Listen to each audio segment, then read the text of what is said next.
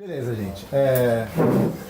A gente está falando durante o ano a respeito da identidade, né, nossa como cristãos, né, de vocês como jovens cristãos. A gente começou com isso no acampamento de fevereiro, né? O pessoal da diretoria do ano passado já liberou o acampamento para a gente começar a trabalhar esse tema agora.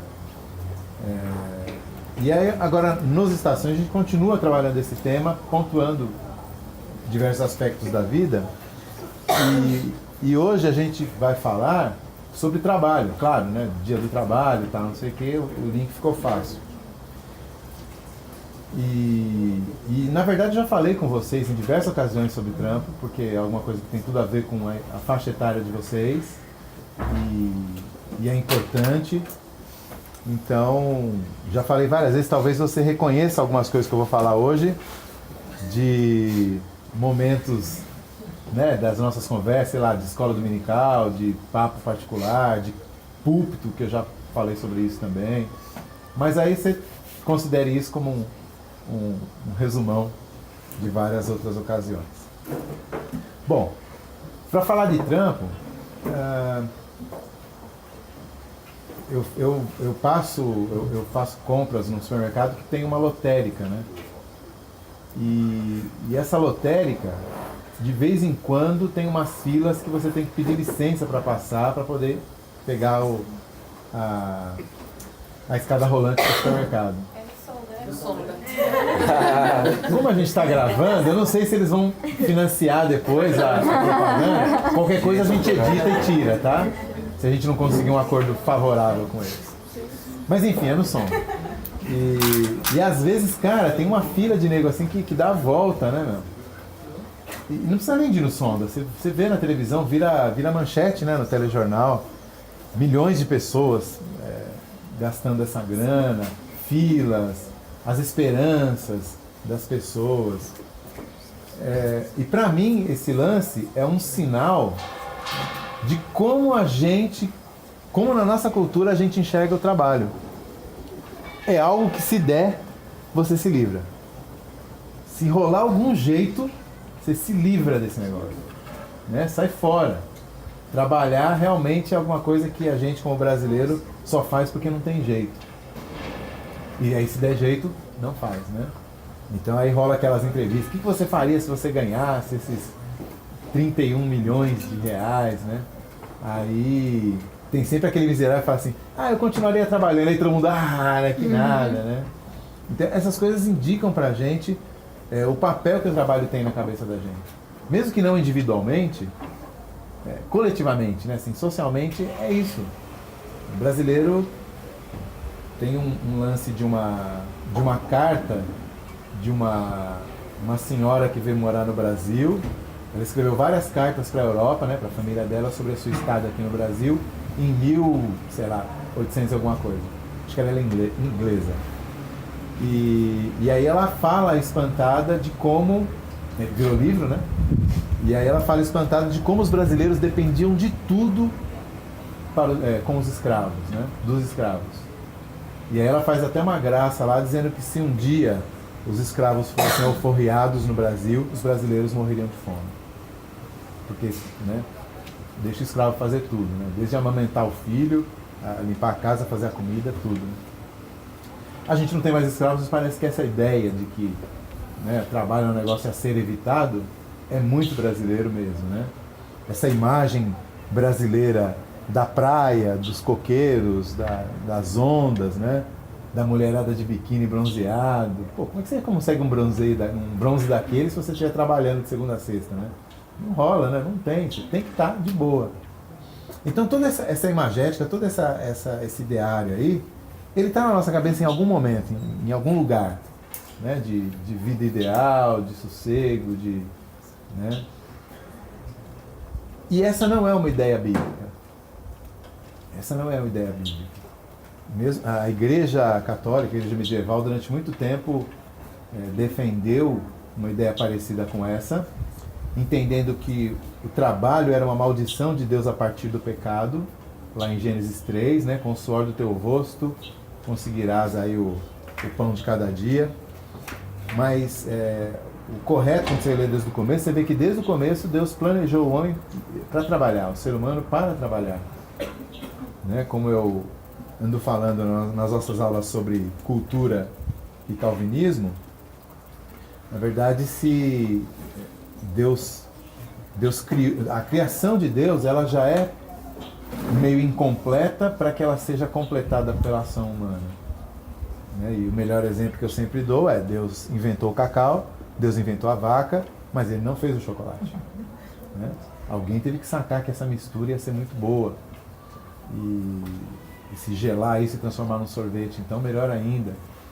Então essa é a nossa atividade, e sem isso alguma coisa fica faltando. Não apenas o pão de cada dia na mesa, mas eu estou pensando de uma maneira mais ampla. Quer dizer, a criação de Deus não vai chegar lá sem a nossa atuação.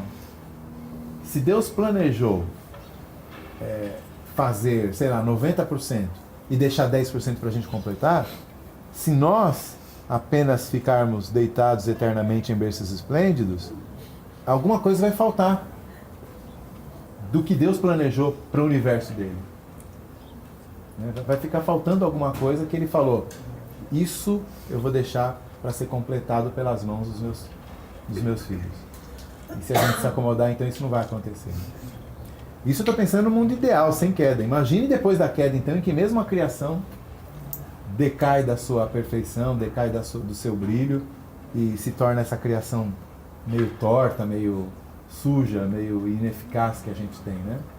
Então, mais ainda o trabalho é necessário para recuperar um pouco dessa queda, né, geral da criação, e ainda mais um pouco para ter algum ganho realmente na relação do plano original de Deus de desenvolver aquilo que ele criou e colocou como potencial no universo dele. Ok, então vamos falar sobre trabalho. Primeira coisa, em relação ao nosso tema: o quanto nós somos determinados, o quanto nós somos, a nossa identidade é determinada a partir daquilo que a gente faz. Quanto vocês acham? Tipo, é muito comum nos primeiros, sei lá, 1 minuto de conversa que você tem, 2 minutos de conversa que você tem com uma pessoa que você não conhece, uma das perguntas mais comuns é o que você faz. Né? O quanto isso é aleatório, é só por falta de assunto? Eu acho que não. O que vocês acham? Quanto você diria que o trabalho define quem você é?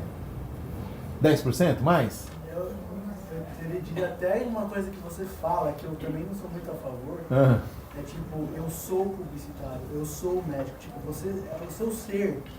Chega a ser ao ponto. O verbo é complicado, né? Esse verbo. É complicado você usar como o seu ser, o que você faz. Mas é o fato. É assim que a gente faz. O que vocês diriam? O quanto pesa, o quanto vai o que a gente faz em termos de profissão e quem a gente é? Ou, tornando mais pessoal, quem você é fora o que você faz? É porque assim, tem um pensamento assim, pelo menos da minha parte, que na verdade o que eu sou reflete no que eu faço, entendeu? Certo. Eu não sei se é por conta da profissão. Então por exemplo, eu sou designer gráfico, eu acho que eu sou designer gráfico mesmo, sim. Se eu não estou fazendo isso pro trabalho, para ganhar alguma coisa em troca como o dinheiro, eu continuo sendo designer gráfico, eu acho, sim. E eu consigo me colocar naquilo que eu faço. Então acho que é no meu caso pessoal, assim, é mais essa ideia, assim. Então, tipo, já que o que eu sou reflete no meu trabalho, então meu trabalho mostra o que eu sou, sim, né? Então dá pra falar para as pessoas isso. Até mesmo quando você deixa de fazer alguma coisa. Eu já fui barista. Eu não falo. Antes, quando eu era barista, eu falava: eu sou barista. Agora não, tipo, eu era barista, já fui barista. Então você deixa de ser aquela pessoa para ser outra coisa quando você muda a função. Então o trabalho é tipo quase 100%. É 100% do que você é. Eu acho que a profissão escolhe a pessoa, na verdade. Não é a gente que escolhe a profissão. Por exemplo, eu seria o que se eu fosse? Nossa, tinha que ser. Esse é calvinista, hein? Você seminário. Entra na roda, vem. Predestinação até na profissão. Explica melhor isso aí, Big. Como assim? Fala aí. É pior que fogo, né? Eu acho que, na verdade, a profissão que a gente escolhe reflete muito do que a gente faz, né? Aham. Por exemplo, numa área ligada a lidar com pessoas. Se o cara nunca lidou com pessoas na vida dele, como é que ele vai escolher uma profissão que lida com pessoas? Então a profissão, na verdade, ela confirma o que você é. Confirma o que você é, reflete o que você é. Né? É por aí. Mais alguém não? Mas não é tão específico. Né? Eu não, né? Porque eu preciso... Porque a maioria do mercado está em área rádio. Se você vai para o mercado, você saca isso. Se você, só falando na publicidade, as pessoas que trabalham em agência não são publicitários, não querem viver a vida de mídia ou não querem fazer parte de uma... não são criativos. Então, assim, você tem essa questão de... Fazer porque tem que fazer. Ou fazer porque tem que fazer, ou a vida me levou até aqui, sabe? Tipo, Ou são eu tava andando convencidos pela que tem que rua. fazer isso, né? Tem muita gente que é convencida Você a foi, trabalhar com alguma coisa. Eu acho que isso é legal, você escuta, você ouve bem a gente, isso é legal, vai fazer psicologia. Sabe? Tipo, tem gente que vem com você. Eu acho que você é forçado a ser por sobrevivência, né? E também Pode rolar isso, né? cada era tem as suas profissões coringas, né? Toda era tem uma profissão que tem um boom, assim. Todo mundo vai fazer aquilo lá. Só que nem todo mundo nasceu pra fazer aquilo lá. Na nossa era tem várias coringas, né? Não vou falar porque senão o pessoal fala que eu sou... Mas... Pode perguntar, querido, pode falar. Vai. Dê nomes. Não, é só isso. Na Mas minha... é interessante, você falou que a era coringa e profissão coringa. Não tem a ver com a condição financeira? É Se que o tá país dando está mais, né? bem, está ganhando muito dinheiro, e o publicitário, ou o médico, ou o dentista está muito bem, os caras, eu quero dinheiro, os caras não vão para aquela área só por causa disso. Exato, pode ser também. Pelo youtuber também. Aí a Depende. razão Uma da ideia, profissão tipo, será por coringa, exemplo, né? teve muito boom assim de publicidade. Eu vou ser publicitário. Porque, tipo, a pessoa tem uma ideia romântica do que é ser publicitário. Poucos sabem o que é ser publicitário. Quando chegar lá, toma na cabeça, né? O cara faz anúncio em Comic Sans. Você é sobrinho do cara, faz anúncio aí pra mim, sobrinho. Aí o cara faz. Aí se empolga, né? O que você ia falar, tu? Na minha faculdade tem várias teorias do processo de saúde e doença, tipo unicausalidade, é um agente patológico que entrou no corpo e ficou doente, multicausalidade, são várias coisas. E hoje em dia a mais adotada se chama determinação social do processo de saúde e doença. Uau! E ela explica... Tem uma sigla?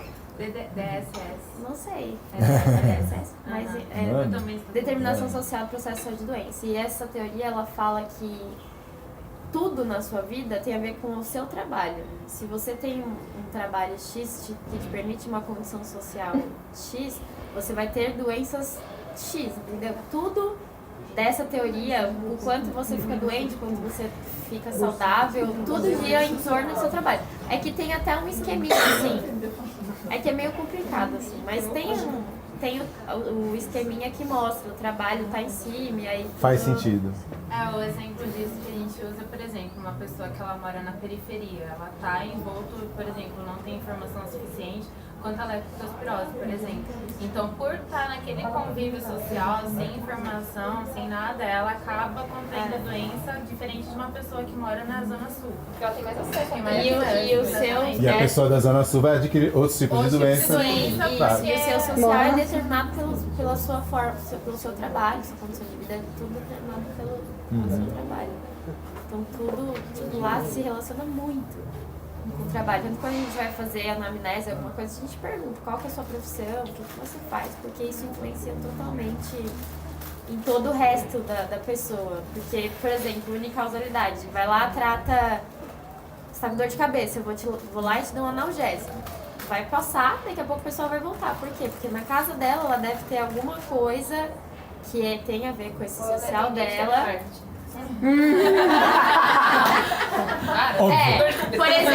Por exemplo, ela atende, sei lá, telemarketing. Então não adianta você dar analgésico pra ela, só vai tomar analgésico, mas você não vai melhorar o problema dela. Então aí vem essa determinação social do processo de saúde e doença para tentar entender o indivíduo inserido nesse trabalho, nesse meio de trabalho. Todo mundo já assistiu House, a gente sabe como é que funciona. Eu nunca assisti House. Eu nunca assisti House. Sério? Isso, eu vou assistir House. Sério? Eu tô falando que você vai ser uma coisa. É só isso. Sério mesmo. Gente, voltando.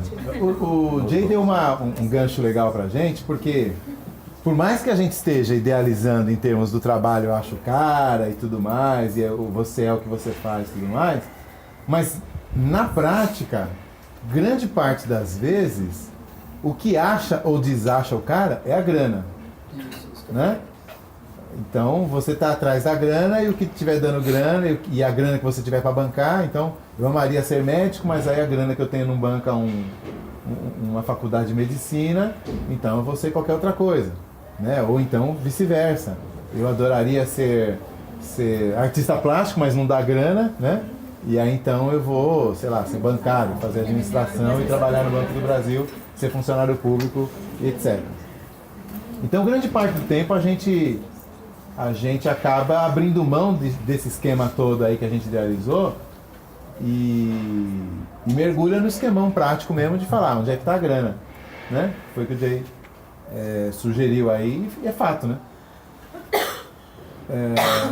Então como é que a gente equilibra essas duas coisas? Difícil, né? Porque nem sempre aquilo que você tem um grande barato em fazer vai te dar uma condição de vida que você tem um grande barato de viver. Às vezes não. E aí você então tem que abrir mão de uma das duas coisas. Ou prático ou ideal. Qual é o mais fácil de abrir mão? Qual que a gente abre mão primeiro? Depois que abrir mão não dá para voltar mais? Um exemplo que eu acho bem legal, bem bacana, é o do apóstolo Paulo, quando ele chega numa cidade e ele então diz o texto que ele é fazedor de tendas, né? Mas na verdade ele é apóstolo, ele é um missionário, mas ele tinha a profissão de fazedor de tendas e ele chega então e começa a fazer tendas, ganha a sua grana, pregando apenas aos sábados, né? Porque ele tinha aquele esquema de pregar para os judeus, que já eram religiosos, e mesmo gentios que já conheciam a religião judaica, eles iam no sábado na sinagoga. Então Paulo ia no sábado pregar para esse tipo de pessoa e depois trampava. E aí então o texto diz que depois chega Timóteo, mais um carinha lá, com grana de outras igrejas e traz para ele. Quando eles chegam, ele para de trampar, de fazedor de tendas, e se dedica integralmente ao ensino da palavra. Então, sem romantizar a ideia de ser pregador da palavra, de ser apóstolo, um negócio mais tal, não sei o quê, vamos pensar simplesmente em duas habilidades que o apóstolo Paulo tem. Uma que ele usou quando necessário, até que ele pôde usar aquela que ele se sentia mais chamado a fazer, que era a pregação. Mas esquece a questão de que é pregação, só para a gente não voltar na ideia medieval de que o pessoal que trabalha para a igreja está num nível superior do que o pessoal que trabalha de segunda a sexta, tá? Faz esse esforço de imaginação aí. Então veja, esse exemplo de Paulo eu acho muito interessante. Quer dizer, talvez você realmente tenha que fazer aquilo que dá grana agora. Talvez você tenha que fazer aquilo que vai colocar o leite na barriga da molecadinha em casa. Talvez você tenha que fazer aquilo que vai te dar grana para você fazer o curso daquilo que você quer. Você não precisa abrir mão daquilo com o que você se identifica de verdade, aquilo que vai refletir realmente quem você é, né? Aquilo que você vai poder dizer com a boca cheia, né? Eu sou. Você não precisa abrir mão realmente disso só porque agora não dá. Você pode colocar diante de Deus e aproveitar as oportunidades que você tem agora para fazer o necessário e colocar numa gaveta aquele sonho, mas só não tranca a gaveta. Porque quando a gente começa a deixar que a grana direcione demais as nossas decisões, os nossos direcionamentos na vida, é bem possível que em algum momento você descubra que você já não está mais servindo a Cristo, mas a Mamon. E servir a Mamon é alguma coisa que nunca dá satisfação na vida. Não preenche nada. Né? Se você usa o sistema público de saúde, mas mesmo que você usa um convênio aí, você provavelmente já foi atendido por um médico muito bem pago, com um excelente carro, mas que parecia estar odiando estar ali. Né? Um cara mal-humorado, saco cheio, não pesquisa direito, né? Não conversa com você muito legal, porque ele não gosta daquilo que ele faz. Mas sei lá, cara, o pai dele era médico, ele estudou nos melhores colégios, deu para fazer um curso de medicina, é um negócio que dá grana, dá status, coisa que vocês não mencionaram, mas tem gente que corre mais atrás do status do que da grana, né? Então, também pode ser. Então, medicina é um negócio, pelo menos no nosso país, junto os dois, né? O cara de branco é o cara de branco, né? A mulherada que eu digo. E além de tudo ele ganha grana. Mas tem cara fazendo isso, ganhando isso, sendo visto com toda essa admiração, mas ele detesta o que faz. Ele só faz aquilo porque é o que garante a viagem dele para Cancún, a viagem dele para a Suíça nas férias. Mas ele não vê a hora de chegar às férias, porque aquilo que ele faz é um saco para ele. Então, a forma de equacionar isso vai variar de pessoa para pessoa, mas pelo menos eu daria essa orientação para você. Se o que você tem que fazer ainda não é o que você quer fazer, coloque diante de Deus, seja confiante, mas também seja perseverante, faça o que dá para fazer agora, mas não tranque totalmente aquilo que você sente que é o que te identifica e que é o que te reflete. Porque fazer só o que dá grana, em algum momento vai te rachar. Em algum momento você vai dar uma quebrada porque não vira. Não foi para isso que Deus te criou. Essa questão, né, de você ser determinado pelo trabalho, eu estou usando um princípio bíblico de que Deus nos criou e nos criou para aperfeiçoar o mundo que Ele criou. E nesse aperfeiçoamento do mundo que Ele criou, nós beneficiamos as pessoas que estão no mundo. Certo? Ele criou um mundo bom. Está lá o texto, né? Ele termina de criar o mundo e diz, muito bom. Mas você já perguntou a você mesmo, bom para quê? Porque ser bom exige isso, né? Bom para quê? Bom absoluto? Bom absoluto só é Deus. O próprio Jesus responde isso para o jovem rico. Então, aqui com o pé no chão, o bom é sempre bom para alguma coisa. Por exemplo, Novalgina é bom? Se você pensar em sabor, é horrível. Né? Para degustar é horrível. Talvez seja bom. Então, sempre precisa qualificar o bom. Para que o mundo que Deus criou é bom? Bom pra gente. Para ele não. Pra ele não adiantou nada, né, cara? Não faz a menor diferença um universo, né, com 15 bilhões de anos-luz de tamanho. Para ele, tipo, tropeça. Não, cara, não tinha um universo aqui, né? Não faz a menor diferença para ele. Então, veja. Não é bom para ele, é bom para nós. Então, quando ele deixa esse universo só em 90%, 10% para a gente completar, para quem é que a gente completa? Para nós, uns para os outros. Quando eu transformo o cacau e o leite, vocês vão achar que eu sou chocolatra, né? É só porque é um exemplo que me ocorre. Quando a gente transforma o cacau e o leite em chocolate, eu estou beneficiando pessoas. Quando eu transformo algodão em roupa, eu estou beneficiando pessoas. Quando eu transformo um cabelo bagunçado num corte legal, eu estou beneficiando pessoas. Né? Quando eu transformo um instrumento inerte em música, eu estou beneficiando pessoas. E assim por diante. Quando eu transformo uma distância geográfica em proximidade, seja porque eu sou um motorista, né, da Uber ou porque, sei lá, né? Sei lá, eu sou um projetista do metrô. Quando eu faço isso, eu estou beneficiando pessoas. Então, o trabalho na perspectiva de Deus, ele tem essa função de completar o que Deus fez para benefício das pessoas, não de Deus. Agora veja, numa perspectiva dominante no nosso meio, especialmente vocês que são aí, estão envolvidos com a academia, fazendo faculdade e tudo mais, acho que no ensino médio também, né? Vai lá. Como é que chama agora? Ensino médio agora, né? É isso mesmo? Lá no ensino médio e tal. Você sempre vai ter algum professor com uma visão marxista da vida, te dizendo que trabalho é só uma forma de dominação das pessoas. É uma forma de redução da pessoa àquilo que ela consegue produzir e de dominar a pessoa debaixo de um trabalho que ela faz. Agora, essas duas definições que eu acabei de dar são quase que diametralmente opostas. Porque em uma, eu me alegro em poder beneficiar as pessoas. E na outra, eu odeio as pessoas que se aproveitam daquilo que eu faço. Tem um vídeo aí de uma professora, né, da USP, claro, da USP, falando que odeia a classe média, né?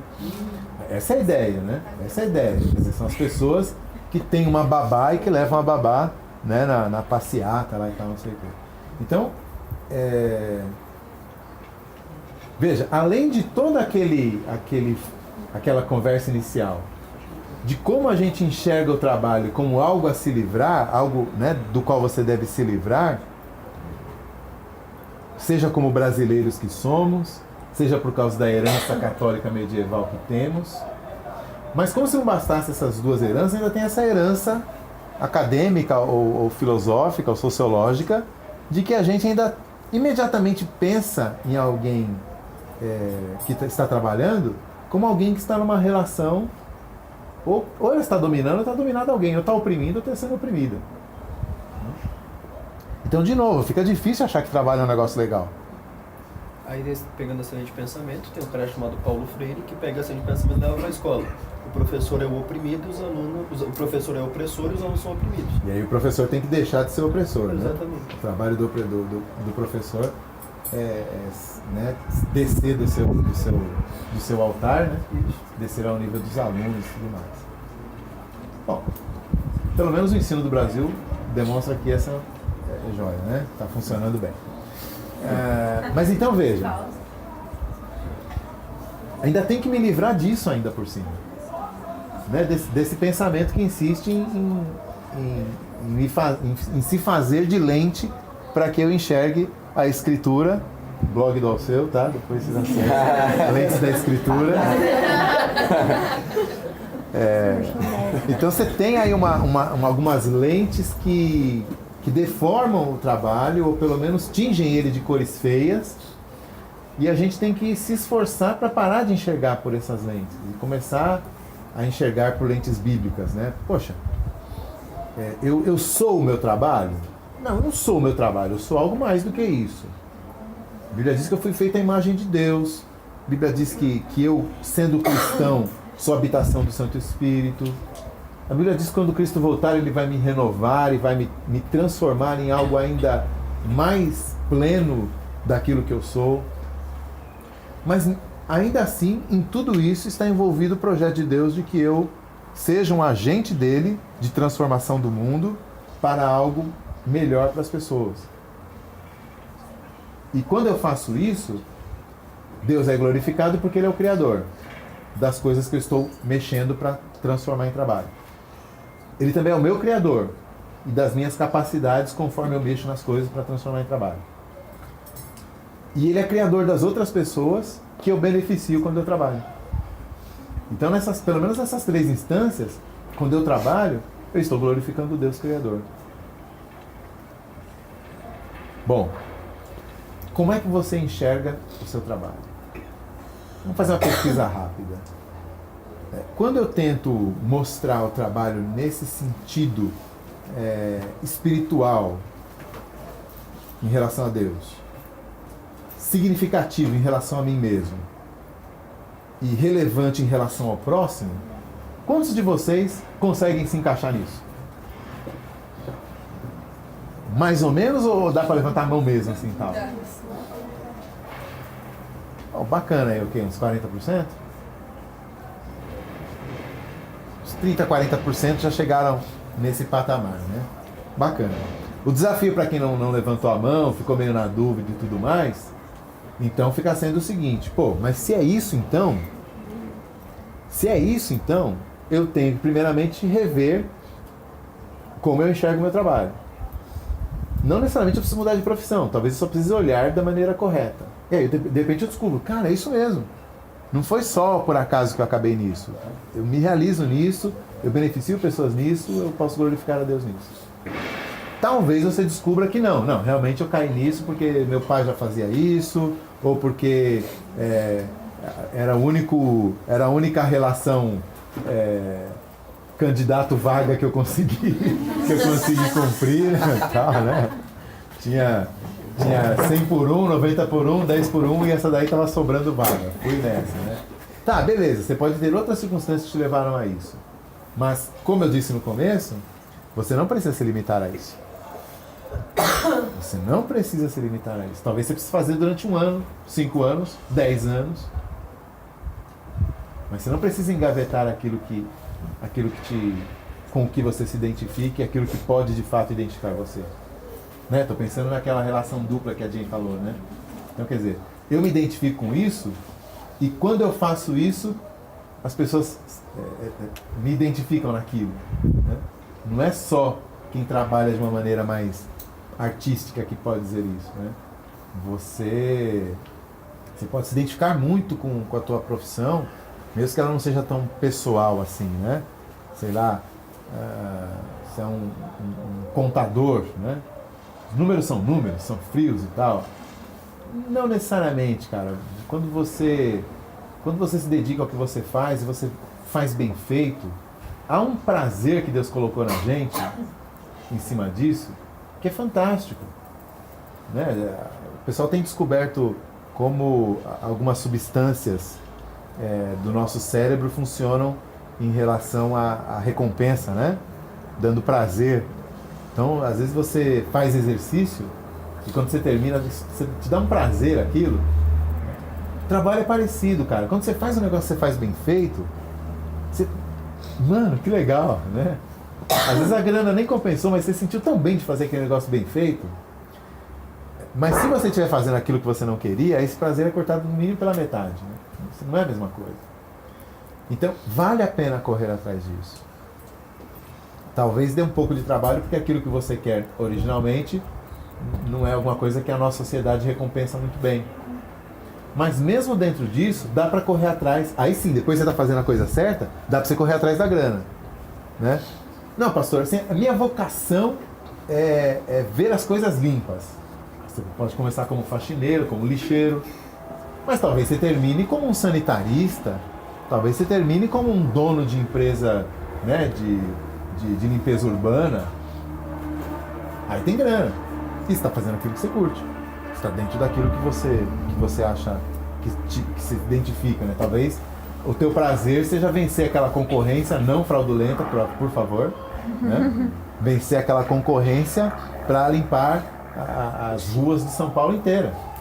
Né? Você começou, sei lá, como faxineiro na casa de alguém, mas agora você chegou lá, dentro daquilo que te realiza. Aí você olha, passa pelas ruas limpinhas, né? Tem um ataque de fúria quando você vê um cara jogando bituca de cigarro no chão, né? Vai lá e soca o cara, eu queria isso aqui, cara. Miserável, não sei o que e tal, né? Isso é muito importante para mim. Você fala, né? Depois que você soca o cara, você fala.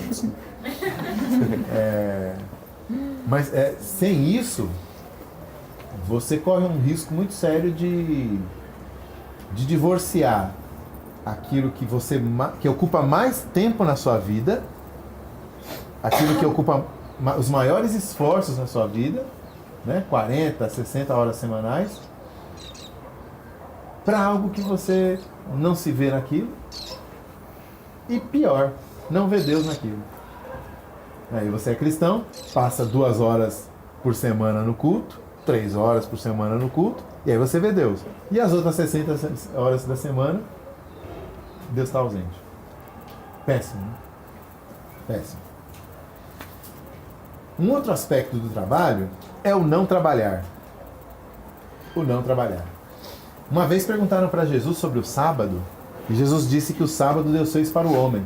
Olha aí de novo, a ideia de Deus fazendo alguma coisa, não para Ele mesmo, para nós.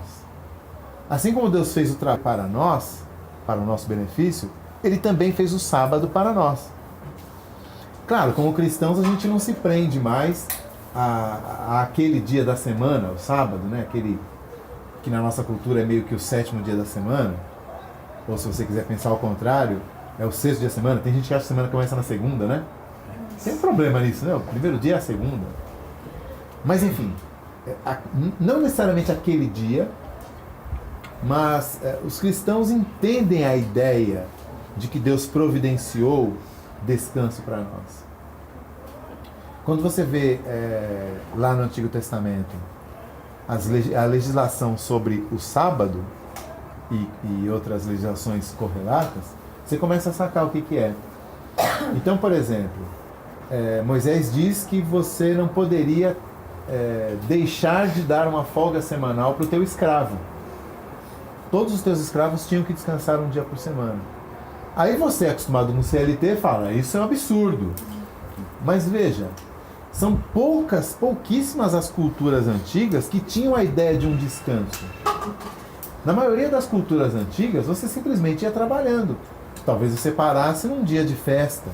Talvez você parasse num casamento, ficasse uma semana sem trabalhar porque era festa. Talvez você parasse no dia da primavera porque tinha uma festa da colheita. Talvez você parasse num certo dia do ano porque era a festa do Deus Sol, sei lá. Mas a ideia de que você tinha um descanso regular, sem motivo nenhum, é quase que inédita no mundo, com exceção do judaísmo, né? Dos israelitas lá que pegaram o princípio de Moisés. Então não é uma coisa natural. Né? Não é um negócio assim, é óbvio que tem que descansar. É óbvio para você que pertence a uma cultura, uma civilização pós-cristã. Então quando eles começaram com essa ideia, deve ter sido muito difícil.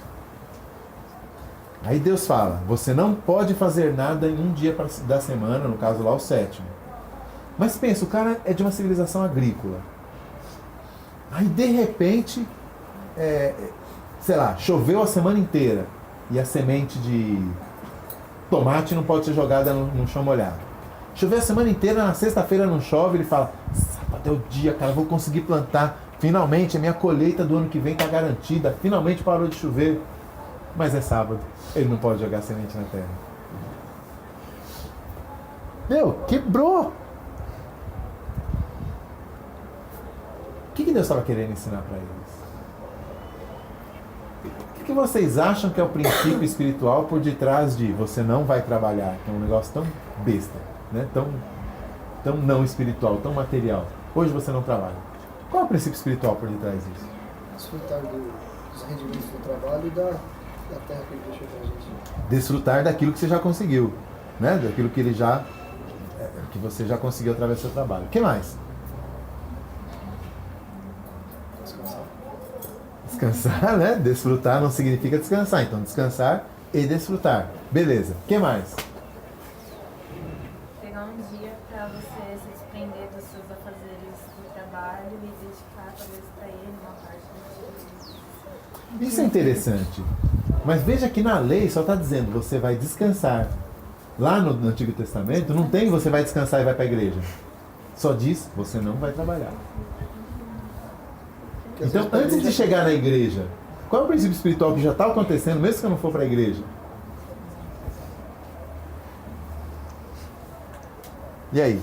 A confiar também, né? Confiar nele. Tipo, descansa, confia que amanhã garante. É, filho de pastorão. Eu sou Eu vi a resposta dele. Você leu. Não, de fato, cara, pensa bem. Como é que eu não vou jogar minha semente de tomate nesse chão sequinho? E se amanhã voltar a chover? A única resposta, claro, é óbvio que assim como hoje em dia alguém pode nunca faltar na igreja, dar o dízimo, ir para o seminário, qualquer outra coisa, esperando que Deus, né? Esperando um troco aí de Deus, uma resposta de Deus. Então na época também, claro, qualquer um podia fazer essas coisas espirituais com a cabeça, sem o coração, digamos assim, né? Mas a ideia original é a seguinte, o cara não põe a semente dele lá como prova, demonstração e comprovação de que ele estava confiando que amanhã Deus ia dar uma chance dele colocar a semente lá. Então, quando o israelita descansava, ele não estava apenas descansando, ele estava descansando em Deus. Era uma declaração formal, ordenada por Deus e, portanto, aceita por Deus, né? É tipo assim, algum serviço público, né? Você tem que, sei lá, você tem que fazer a sua declaração de... Teve um tempo aí que você tinha que fazer a declaração de imposto de renda, mesmo se você não ganhasse, né, quase nada. Lembra disso? Alguém aí? Então, quer dizer, eu já não ganho nada, eu não tenho nada para pagar, tal, mas você tem que declarar Né? E aí, mas só que se você pegasse um papel, não tenho dinheiro no ano inteiro, e levasse no balcão lá da Receita Federal, eles não iam aceitar. Não, cara, você tem que preencher o online lá, tem o formulário certo. A gente só aceita no formulário certo.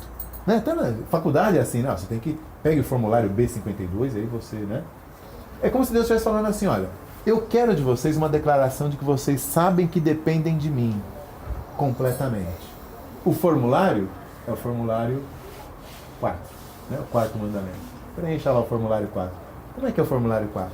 Não trabalhe no 7º dia. Esse é o formulário. Bom, então voltando. Eu disse que para a gente entender o trabalho, a gente tem que tanto entender o trabalho e o seu significado, como entender o não trabalho e o seu significado.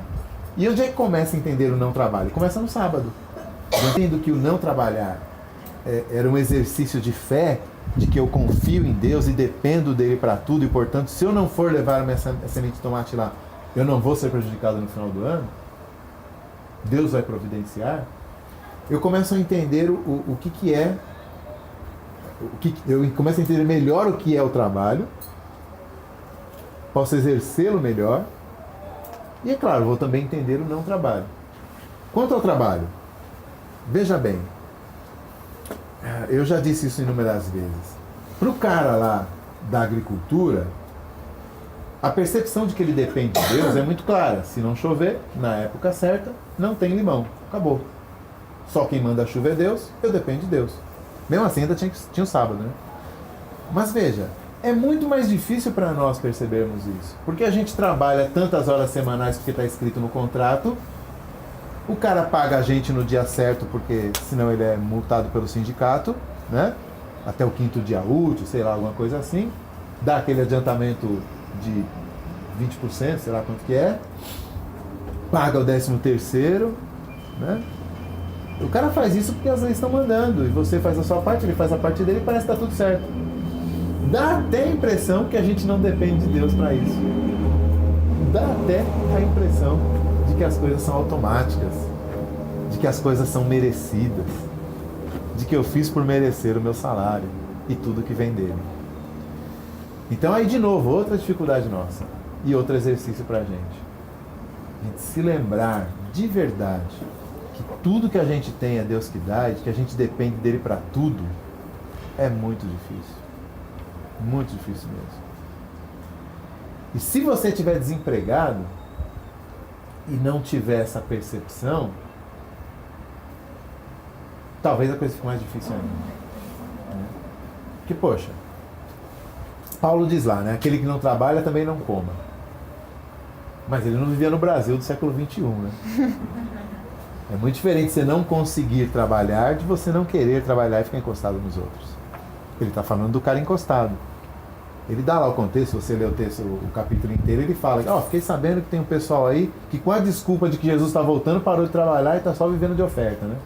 Passa na casa de um para almoçar, na casa do outro para jantar, na casa do outro para tomar café. Não, é que Jesus vai voltar, então nem vale a pena se apegar aos bens materiais. Espertão, né? Lá em Tessalonicenses, lá na igreja de Tessalônica estava acontecendo isso. Por isso que Paulo fala, o que não trabalha, não coma. Então não é um princípio aplicável simplesmente ao desemprego. É o cara folgado. Mas de qualquer forma, hoje em dia tem o cara que está desempregado. Como é que eu penso a respeito do desemprego, né, nesse país nosso que estão falando já em 11 milhões de desempregados, nesse país nosso que estão falando que o ano que vem vai ser um pouco pior do que esse, e talvez 2018 comece a melhorar. Como é que eu penso a respeito disso? Como é que eu vejo isso? Bom, se eu não estou fazendo nada... Bom, se o trabalho é a minha identidade e eu estou desempregado, eu sou um... Sem identidade? Eu sou um... Zé Ninguém? Mas assim, é que vagabundo já está relacionado ao próprio trabalho, mas veja, se o trabalho é a identidade, vagabundo é só não estou trabalhando, mas se no trabalho eu reflito quem eu sou, se pelo meu trabalho as pessoas me conhecem, se o trabalho é essa designação de Deus pela qual eu abençoo o mundo e eu estou desempregado, então, o que sobrou? Quem sou eu, né? O que sou eu? Para que eu sirvo, né? Nesse mundo, né? Né? Já sai arrancando os cabelos, né? Pois é. Ou, por exemplo, depois de alguns anos fazendo vestibular, de repente um curso muito difícil que você está tentando, né? Você faz mó cara já que você não é produtivo, você não produz nada, você só está estudando, gastando dinheiro dos seus pais e tal. E aí, né? Então veja, é importante a gente entender o trabalho, até mesmo para que a gente olhe o não trabalho. O não trabalho forçado, desemprego, ele pode arrebentar com a gente se a gente apenas ficar nessa relação eu e o trabalho e eu, ele me identifica, eu me reflito nele e tal, sem uma referência à dependência de Deus, sem uma referência ao Deus que providencia o trabalho, ao Deus que usa o trabalho para me dar uma identidade, ao Deus que me ordenou trabalhar. Se eu ficar só nessa relação eu trabalho, eu ainda não acertei, eu ainda não entendi a coisa. Eu preciso fazer um triângulo, preciso triangular isso aí. Eu, Deus e trabalho. Porque se agora eu não tenho trabalho, Deus continua sendo o Deus que me chama para trabalhar. Deus é o Deus que continua me dando capacidades para que eu abençoe as pessoas com o meu trabalho. Deus não mudou, só mudou o fato de que eu não estou trabalhando. Então o meu chamado permanece. Eu só não estou conseguindo atendê-lo, mas permanece. Ele não acabou porque o trabalho não está acontecendo. Além disso, se eu tenho essa triangulação, eu, Deus, trabalho, eu também não serei desesperado quanto ao meu trabalho, ou à minha falta de trabalho. Né? Eu não desespero, eu posso até entrar naquele esquema, vou fazer o que dá para poder depois chegar naquilo que eu quero. Mas desespero eu não tenho. Nem que eu tenha que ir lá na junta diaconal e pedir uma cesta básica, tá? Isso aí faz parte. Né? Que às vezes é até básica demais, né? Eu podia talvez pensar na nossa igreja depois aí, em meios melhores de abençoar as pessoas como precisam. Mas enfim, eu posso recorrer inclusive à generosidade das pessoas, porque ainda que Paulo diga quem não quer trabalhar não coma, para o cara folgado, não estou apontando para você não, tá? Para o cara folgado, em outros textos ele diz assim, aqueles necessitados de verdade têm que ser ajudados. Né? Ele cita no caso a viúva, né? Aquela que é viúva mesmo, pô, ela tem que ser ajudada pela igreja. Né? Ou João dizendo assim, se você não ama ao teu irmão que você não vê, ao teu irmão que você vê, como é que você diz que ama Deus que você não vê? Né? Então a Bíblia é clara em relação à ajuda e às vezes a gente falha nisso grandemente. Mas então voltando, eu entendo agora melhor o não trabalho porque eu trabalho diante de Deus. O mesmo Deus que sempre me chama e que me capacita, agora não está providenciando. Mas eu dependo dele tanto quanto a pessoa que está com um emprego muito bem assegurado e está com um salário altíssimo. Nós dois dependemos de Deus da mesma maneira. Não tem a menor diferença nisso. E se eu vou precisar de alguém para me ajudar nesse momento, eu continuo triangulando. Eu, Deus e o irmão que me ajuda. Deus está sempre presente. Mesmo quando Ele providencia o meu sustento por outros meios.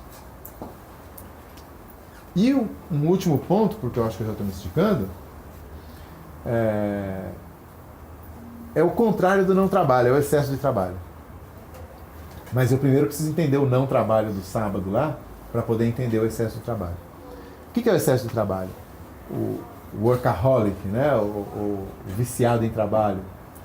Ou às vezes não, às vezes é só viciado em grana mesmo, né? Às vezes o cara não é viciado em trabalho, ele só quer mais grana, e vai fazendo hora extra, feito um louco, né? Como diria a Rochelle, meu marido tem 3 empregos, né? Pode ser também. Mas qual é o problema espiritual do workaholic? Qual é o problema espiritual do cara que trabalha loucamente? Do cara que permitiu-se não apenas que o trabalho o identifique, que o trabalho reflita quem ele é. Do cara que foi além e agora o trabalho o absorveu e ele é definido pelo seu trabalho. Não é apenas a sua identidade, é a sua definição. Fora dali parece que ele não é ninguém. Tomou conta da vida dele. É? Tomou conta toda da vida dele. Tomou conta da vida dele. Qual é o problema espiritual desse cara? Confia nos próprios meios, na força do próprio braço e esquece de Deus. Perfeito. Perfeito. Quando eu entendo o sábado, eu entendo o workaholic. Como o outro lado da moeda, o oposto que se completa, né? Então, esse cara, de algum modo, ele colocou tanto de si no trabalho que ele...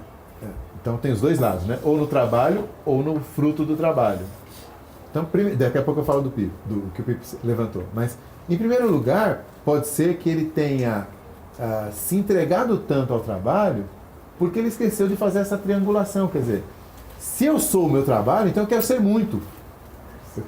Eu quero me lançar naquilo que eu sou, digamos assim. Me lançar em mim mesmo. Dá uma música isso, hein? Eu vou me lançar em mim mesmo. Então, quer dizer, na verdade, por não triangular, por ele não pensar em não colocar Deus na equação, o trabalho tem que preencher nele mais do que o trabalho foi designado para preencher. Ele tem que preencher agora quem ele é diante de Deus, sem Deus no esquema. Só eu e o trabalho. Então aí, não é só eu sou refletido pelo meu trabalho, com a graça de Deus. Eu sou o quanto eu trabalhar. E quanto mais eu trabalhar, mais eu sou. Então talvez o problema esteja aí. Mas talvez seja mais do que isso, ou menos que isso, o resultado do trabalho, como o Pipo diz. Aí o problema é outro. Então é porque eu não estou confiando em Deus de verdade. Eu estou confiando que é o meu braço que consegue o meu trabalho. Então eu sou o cara que no sábado eu olharia para um lado e para o outro, o Moisés está dando uma brisa e tal, vou lá e ponho minha semente de tomate. Né? Não interessa se é sábado ou não. Eu acordo mais cedo, ninguém está olhando, eu vou lá e ponho minha semente de tomate. Porque quem garante o meu sustento sou eu. Né? Então eu tirei Deus da equação. Sou só eu e o trabalho. Então eu preciso trabalhar muito. Eu sou o caminho do meu sucesso. É boa, eu sou o caminho do meu sucesso, né? A tua inveja como é que é? É o combustível do meu sucesso, né? Então, é esse cara aí, né? Ele realmente acreditou que ele não é apenas o que ele faz, mas é só ele que está presente. Ele é que vai conseguir tudo com a sua própria capacidade, né? Então, se é isso, então realmente ele tem que se matar de trabalhar. Ou então, sei lá, como a gente mencionou, às vezes é a grana, às vezes é o status, né? Então não é nem a questão do contra-cheque, é mais a questão de que eu quero certa ascensão profissional e quero para agora, então eu vou me acabar de trampar e até chegar lá, porque eu tenho que chegar lá. Aí não consegue, não é com Deus. Pode rolar também. Aí Deus que ele tinha tirado do esquema, ele põe no esquema quando a coisa não dá certo, né? Foi do Senhor, eu me esforcei e o Senhor não fez nada. É verdade, pode acontecer também. Não pode pôr Deus no esquema errado. Ou Deus errado no esquema, ou Deus no esquema errado. Alguma coisa está errada com esse cara. Ou esquema. Então veja, nós pertencemos a uma sociedade, vocês principalmente, a geração de vocês tem alcançado alvos que a minha geração nem pensava. Você casar com um apartamento comprado, não existia isso. No máximo, se conseguisse um aluguel, já era muito. Consegui pagar. No máximo, seu pai, né, uma geração anterior, tinha comprado um terreninho num lugar que só tinha mato. Senta pra conversar com o velho. Ah, minha filha, aqui só tinha mato. Primeira coisa que eu vou falar pra você. É verdade. Aqui só tinha mato, tinha um riozinho ali que a gente pescava, não sei o quê. É isso. Então ele comprou aquele terreno que era o fim do mundo, certo? Naquela época os terrenos eram enormes, como esse aqui, né? E aí se você teve um pai assim, dê glória a Deus, você vai lá faz um puxadinho, né? Faz 2 cômodos no fundo, né? Ou então seu pai abre mão de 2 cômodos, tampa a parede, põe tijolo na porta, né? Abre uma porta do lado de fora. Isso quando você não tem que passar pela cozinha da sua mãe para chegar no seu quarto. Esse negócio de você casar com apartamento pronto, montado ainda, cara, não existia. Mas agora é obrigação. Agora é obrigação. Se você não faz, você não tem como Caçou! casar. Lusa! Agora você vai ter que casar, você não vai casar. Não tem, você não pode casar, você não tem casa. Não casa, não dá, cara. Como é que você vai casar pagando aluguel? Tipo, igual seus pais? Né? Sério, então a gente vai absorvendo esses. Eu acho que aí já é você querer criar a sua segurança independente de Deus, né? Então, é disso que a gente está falando. Foi aí que a gente chegou nesse assunto. Então, a gente vocês principalmente vivem numa sociedade que tá tendo tantas oportunidades que elas deixam de ser oportunidades para serem obrigações. É como se você fosse num buffet, só que ao invés de liberdade de escolha, você tem que pegar cada um dos pratos que está lá. Assim, coma tudo, meu filho, senão, né? E de preferência ainda fique magro, né? De preferência da fitness. Então, é uma... Né? Me desculpem aí o pessoal de direita, mas é uma opressão, cara. É uma opressão esse negócio. Então, e tá sobre vocês. Quer vocês sintam isso mais, quer vocês sintam isso menos. Mas faz parte do nosso caldo cultural, isso também, né? Quer dizer, pressionando. Então, olha as pressões. De um lado aqui, você tem uma pressão do mercado que exige que você tenha quanto dá? 12, 11 anos de estudo normal, né? Depois você ainda tem mais uns 4 de faculdade, de repente entre um e outro, de repente 4, 5 anos de faculdade, entre um e outro ensanduichado tá os 2 anos de vestibular, né?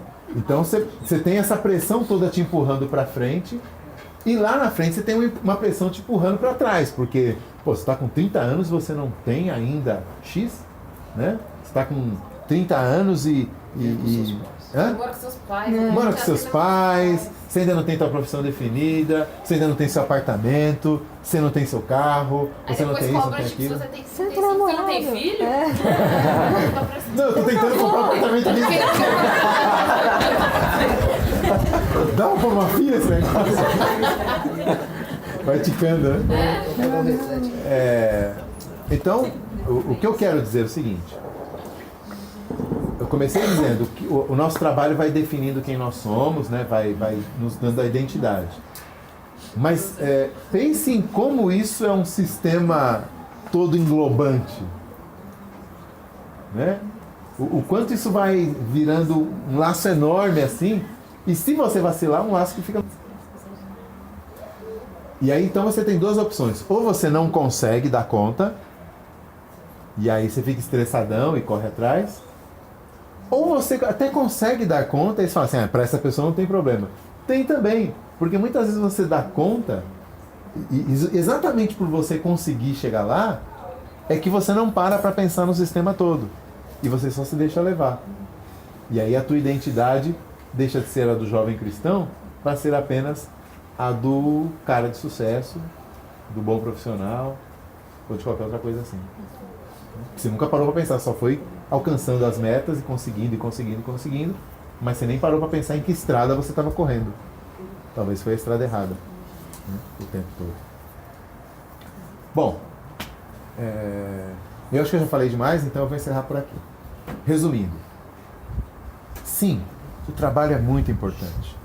O trabalho é muito importante, porque mas ele só é importante à medida em que eu o vivencio, em que eu experimento corandeu, né, assim, na presença de Deus, na medida em que Deus está no esquema, né? Na medida em que eu, como eu falei, estou triangulando, eu, Deus e trabalho, porque aí eu entendo que o meu chamado para trabalhar, a minha capacidade de trabalhar, o resultado do meu trabalho, tudo isso tem Deus no meio, é Ele que está providenciando todas essas coisas. Então eu faço, eu trabalho e exerço a minha função, ou estudo para isso, enfim, tal, tudo que eu estiver fazendo, essa consciência permite que eu trabalhe para a glória de Deus. Né? Às vezes a gente fala muito sobre viver para a glória de Deus e fica um negócio meio difuso, meio... Né? Que raio é isso? Né? Cara, parece que é uma pessoa que fica, nem toca, os pés nem tocam no chão, né? O cara vai assim, né, tal.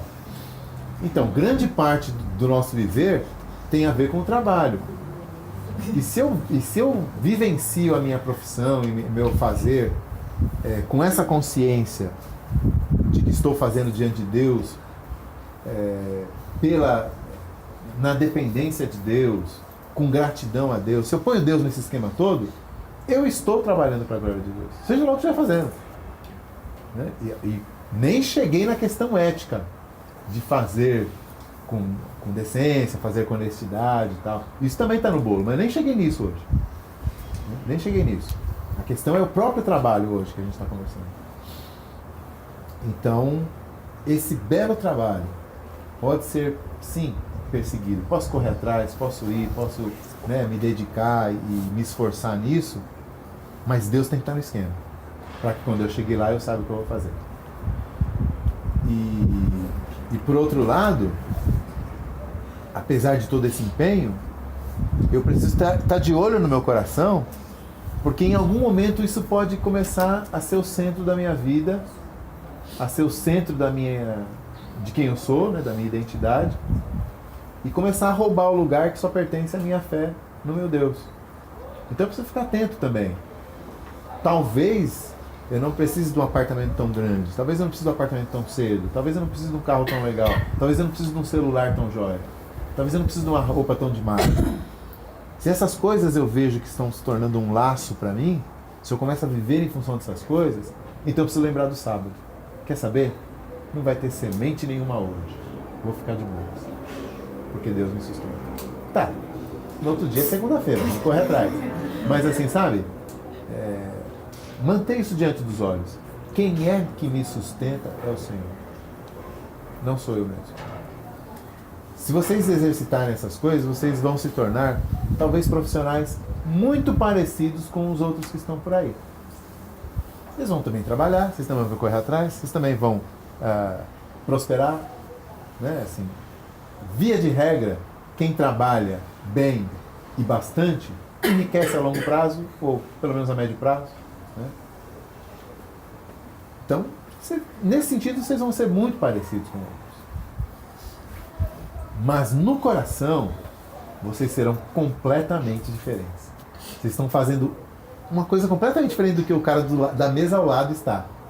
A sua motivação é outra. Exatamente. É no coração que vai estar a diferença. Claro, falei, né? Obviamente a tua ética é diferente, mas nem nisso eu cheguei. É você trabalhando. Só em trabalhar você está glorificando a Deus. O cara que está do lado está fazendo exatamente a mesma coisa. De repente o cara até é bom, o cara até faz direito, o cara é até honesto, mas se ele não tiver Cristo e esses princípios no coração, ele não está fazendo para a glória de Deus. Né? Você ali na sua, né, no seu notebook ou na sua oficina de costura ou carregando o botijão de gás, o que é que você faça? Se você faz com esse coração, então Deus está se agradando de você como se você estivesse com a mãozinha levantada e o olhinho fechado na parte do louvor da igreja. Exatamente, Deus olha as duas coisas e fala assim, que coisa linda. Então, vale a pena nós sermos cristãos de segunda a sexta, né? No sentido de olhar a vida dessa forma, encarar a vida dessa forma e trabalhar dessa forma. Perguntas, dúvidas, reclamações? Não? Classificados? Aí alguém está precisando de funcionário? Bronzato? Bronzato? Não? Então eu queria pedir 2 orações voluntárias, né? Dentro do contexto de vocês aí, de quem está trabalhando, ou está correndo atrás, ou está estudando, né? Eu não queria orar, eu queria que vocês orassem. 2 orações, por favor.